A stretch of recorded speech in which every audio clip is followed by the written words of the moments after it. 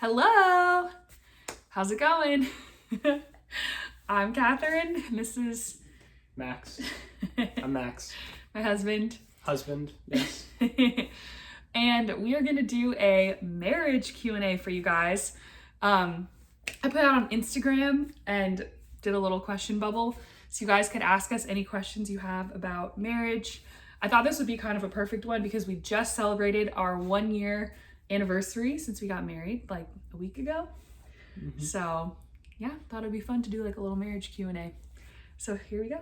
Oh, and also I wanted to say before I start the video, because a couple of these questions address this. So we are expecting twins.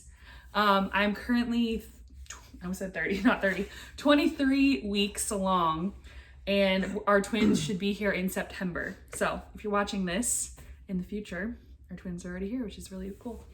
So yeah, we got some questions from Instagram. We're just gonna jump in. You want to read them? Sure. Okay.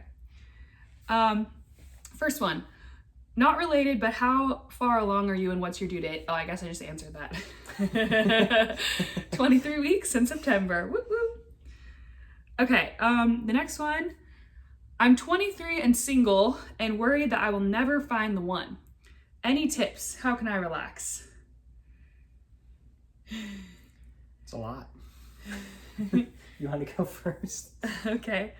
Well, okay, first of all, I will say that you're very young and it is normal to feel that way, but you have a lot of time, so you don't have to worry about like finding the right person. I mean, honestly, people find love at any age. I've heard of people that are 50s or 60s getting engaged and like finding a great relationship. So like, I just don't feel like it's really a timeline like everyone seems to think, as much as like we're kind of taught in society. So I would say just like relax and focus on, you know, just enjoying your life and becoming the best version of yourself you can. I always recommend people go to therapy and just like heal themselves or work on just becoming the best version of yourself. And then when the right person comes, it's like, it's just your job to be open and they'll be there when the right time. That's all I gotta say. That's all you got. Yeah.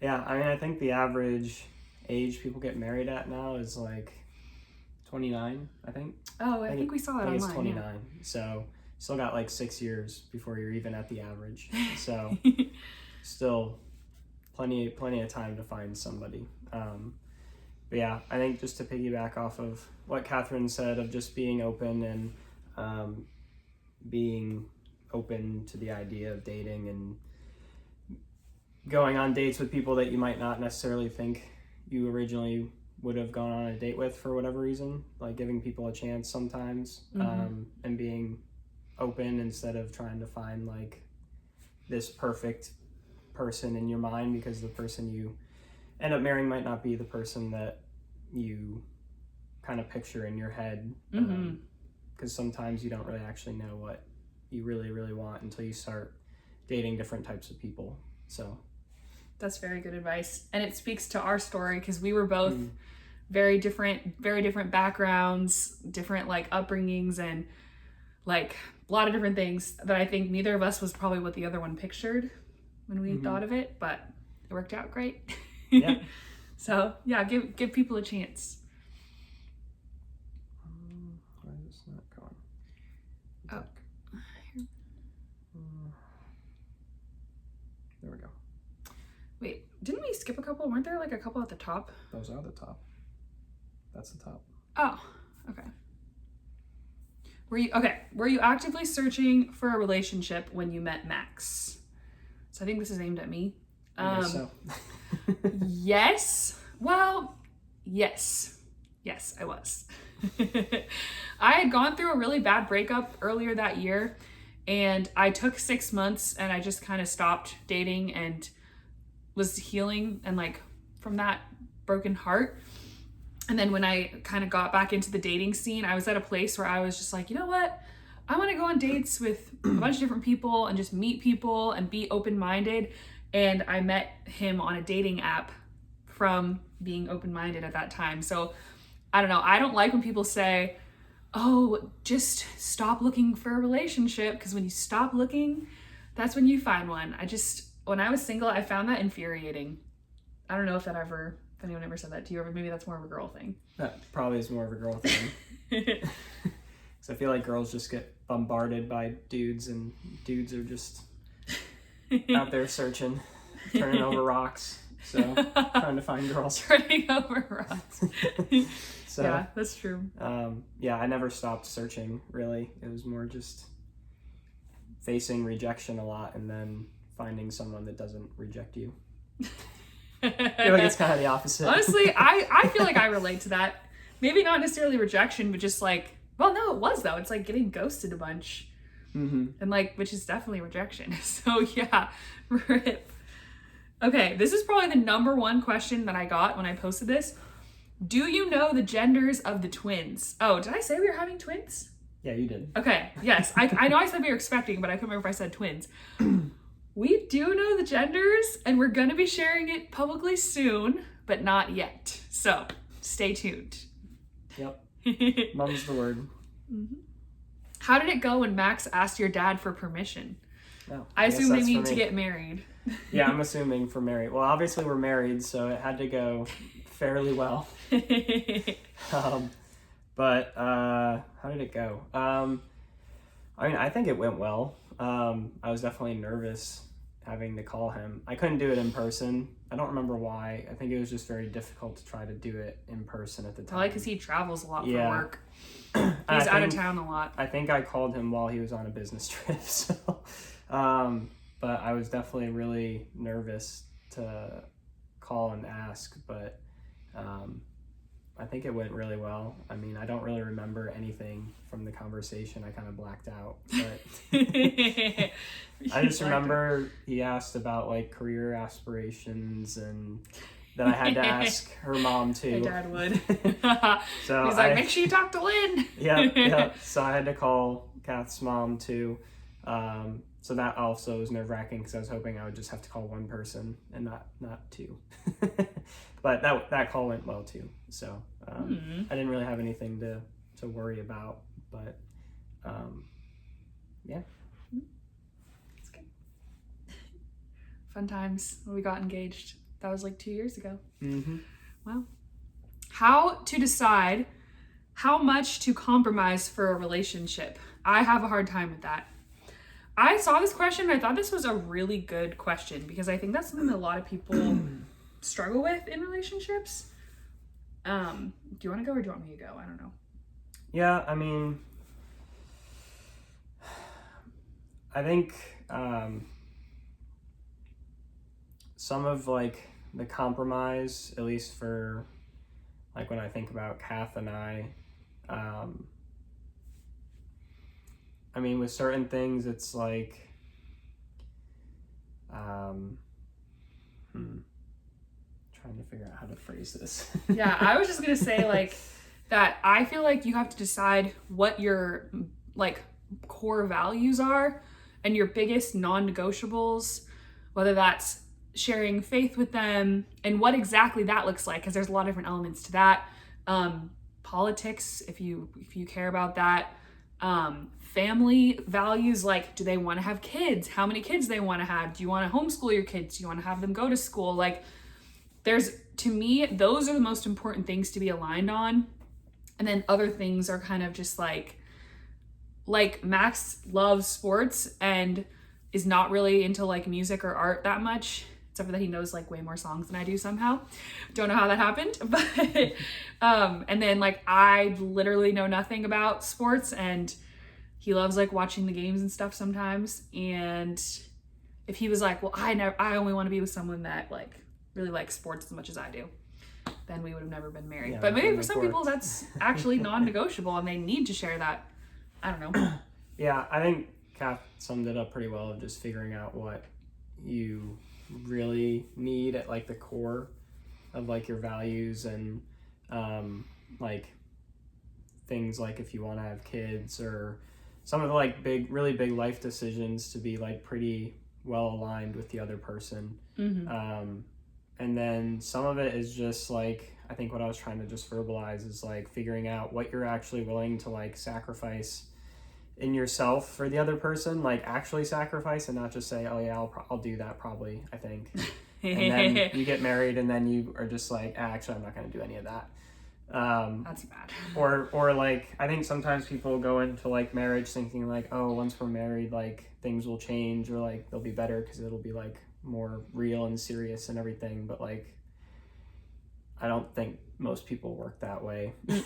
You kind of just stick with who you are. So unless you're actually willing to change certain things for the other person, then, you know, if you haven't made that decision beforehand, then it's probably not going to happen after the fact.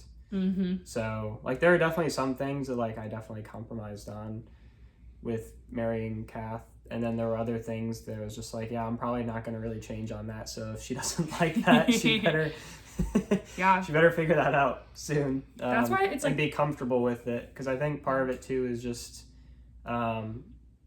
like giving the other person grace for certain things that you know that they're probably not going to change on, and not like freak out on them for not changing, because it's kind of like, I mean, it's not totally their fault because both people are going to do that with certain things. So like, you can't just get super mad at somebody for not compromising on some things that they never really agreed to do. So just kind of giving the other person grace and realizing like they did fix some things and change some things, and you can't just expect them to do everything for you and change their whole personality and how they do things. So yeah, so just giving the other person some grace, and then you don't really feel that frustrated at them when they don't always do exactly what you want them to do, because they're humans and not robots. That's true. Yeah, good. Okay, this person says, does the fact that y'all are having kids right away impact anything for better or for worse?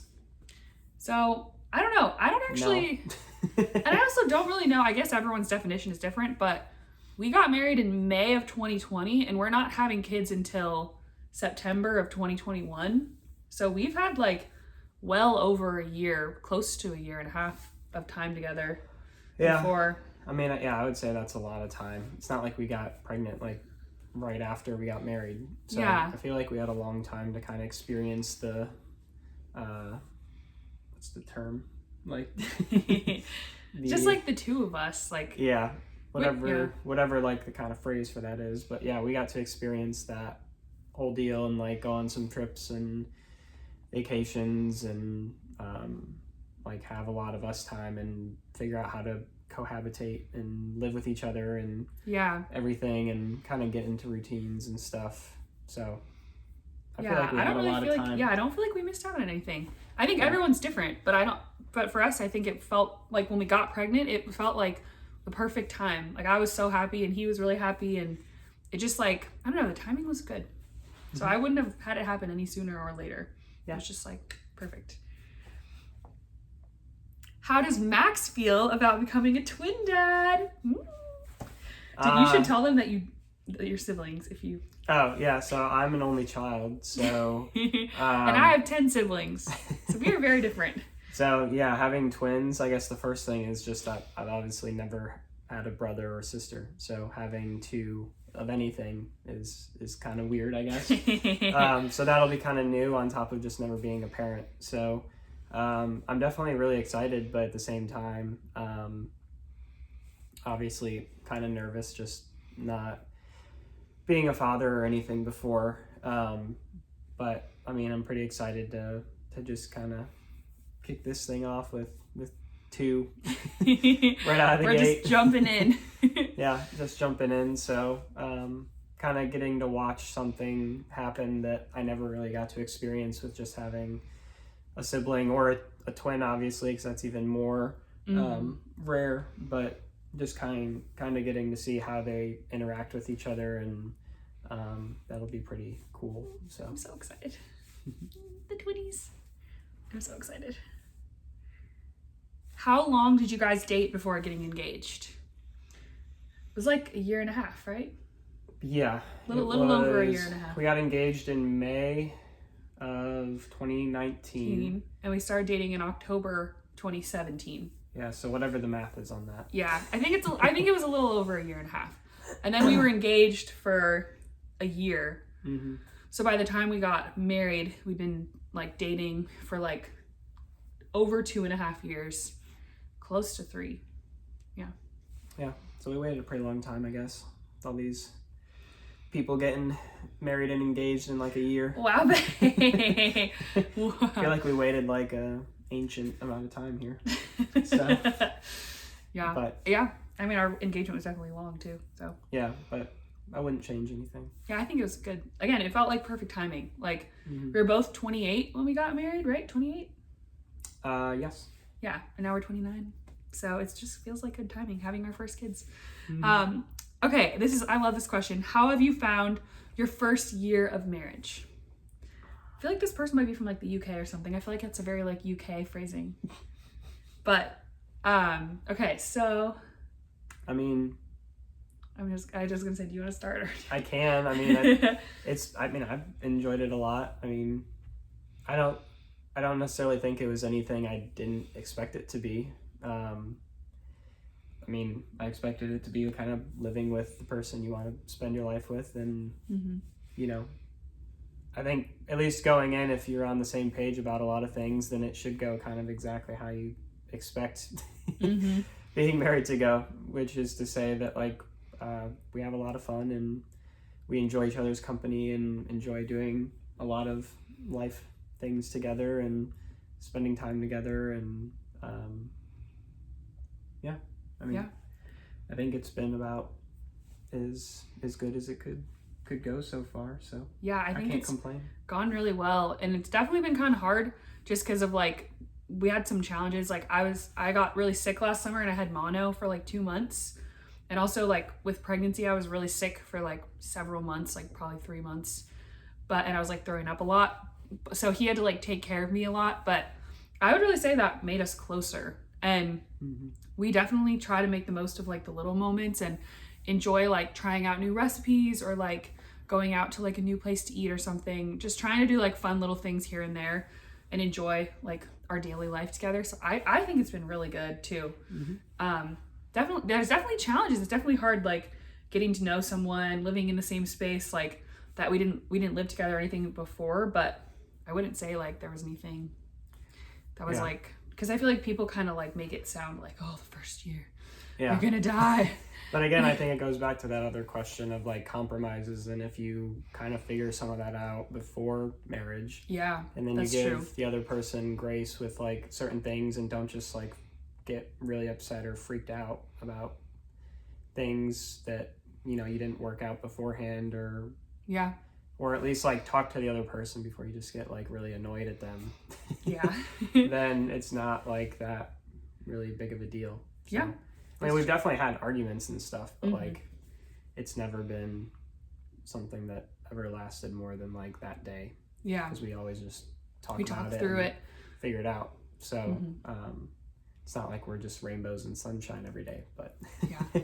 but I think we were well prepared going into marriage so that we knew how to handle a lot of those challenges and stuff. So Mm-hmm. but yeah, definitely, I guess, a challenge thinking about it with mono and COVID and COVID too. I forgot job about that. changes It's like and- COVID started like right before we got married. yeah, job So we spent changes, a lot of moving it. into a house. Yeah, definitely like Pregnancy. stressful and like adjustments and stuff. But it was still like, I think it all honestly ended up making us closer. Yeah. Just sharing that those life experiences together, like it was good. Mm-hmm. Okay, I just looked at the time and it's getting really long. So let's just do like one more. Let me just see, like, what do we have left? Let's go down. Okay. Do you want to do like that one maybe? Sure. End it off? Okay, last question. What are you most excited about for parenthood? Honestly, just watching like two little humans grow and just kind of like experiencing the world through like children that like don't understand what's going on, and just kind of the magic of like watching them like figure things out with various stuff. I mean, obviously, like we're kind of pretty far away from like introducing them to things that like we like, or like things that we think they would find interesting or fun. Like that's pretty long away right now, but eventually like doing stuff like that, or like just introducing them to things and seeing what they have interest in or what they really gravitate towards will probably be pretty interesting, or like things that they're talented at or good at, because everyone's kind of different at things that they're just naturally gifted at. So just kind of getting to experience all those different things and see how they grow and their personalities and everything. Yeah, that's pretty much exactly how I feel. Just like having a family together, and that's always been a huge dream of mine, is like building this incredible, like it's just, I think it's one of the most like worthwhile, purpose-filled things you could ever do, is like start a family, and like you start those traditions together. Hope, like my biggest goal is for them to have like a strong relationship with God and like stuff like that, like passing faith down to them, starting traditions, like having a household where we can have like really fun memories, but also like just, I don't know, important and sacred things as well. I'm just all of it. I'm really excited, and I can't believe it's only 3 months away. So excited. Okay guys, well, this is a very long video, so thank you very much for watching, and hopefully you enjoyed hanging out with us, and thanks for watching. Yeah, thanks for watching. That's what we say on the Cimorelli channel. And if you liked this video, let me know in the comments if you would like Max to do more videos. I was kind of thinking we could do like a, like specifically like twin parenthood type of one in the future. So aren't you supposed to say like, subscribe? Oh yeah. Turn on the notification bell so you get all the new video updates from Kath Sim. All the things. Yeah. Now Kath's Geneva, but still Kath Sim. Well, thank you guys for watching. See you next time. Bye. Bye.